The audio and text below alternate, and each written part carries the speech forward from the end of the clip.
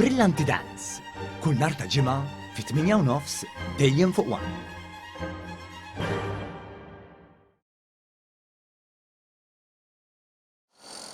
Is-swar ta' Notre Dame u l-bib magħruf bħala Bib is-Sultan li nbena fl-1675 fil-Kottonera se jkunu qed jerġgħu jieħdu żbuħija oriġinali tagħhom b'investiment ta' 850,000 euro. Il-Ministru għall-Wirt Nazzjonali, l-Arti u l-Gvern Lokali Owen Bonnici u s-Segretarju Parlamentari għall-Gvern Lokali Alison Zarafa-Civelli żaru x-xogħol ta' restawr li qed isir fuq dawn is-siti kulturali. Ix-xogħol ta' restawr fuq Bib is-Sultan beda fl-aħħar ta' Mejju li għadda u mistennijiet lesta sal-aħħar ta' April tal-2023.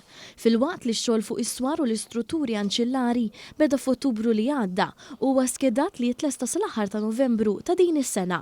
Il-perit Timothy Portelli responsabbli għax-xogħol li qed isir f'Bib is-Sultan spjega ma' One News li restawri jinkludu l-faċċati esterni tal-parti ta' fuq tal-bib, kif ukoll konsolidazzjoni strutturali ta' travi interni tal-injam. Palissa għaddej ġmielu xogħol fuq ir-restawr ta' Notre Dame fuq il-parti ta' fuq.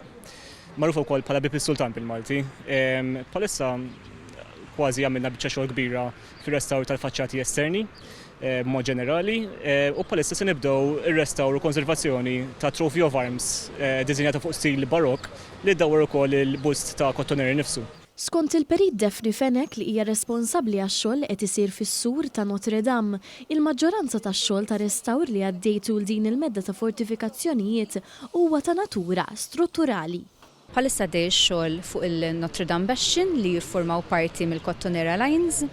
Għaddej xogħol estensiv strutturali, speċjalment għax kien hawn ħafna ħsara anke ta' żmien il-gwerra li qatt ma ġiet indirizzata. Dawn huma fażi ftit il-Kottonera Lines ikunu nistgħu nerġgħu ngawduhom nisperaw f'qasir żmien. Il-Ministru Owen Bonnici stqar li Bib is-Sultan huwa l-ogħla punt fiż-żona u mis-saqaf foli tiegħu wieħed jista' jgawdi veduti mill-isbaħ tal-biċċa l-kbira tal-gżira u kompla jgħid li l-għan ta' restawr huwa li jiġi valutat il-wirt storiku taż-żona. L-linji tal-Kottonera huma linji sbieħ ħafna, hawnhekk qed nitkellmu dwar 8 tiswar, wieħed imisma' li joħor u żewġ Demi Bastions li għandhom valur patrimonjali straordinarju kbir ħafna.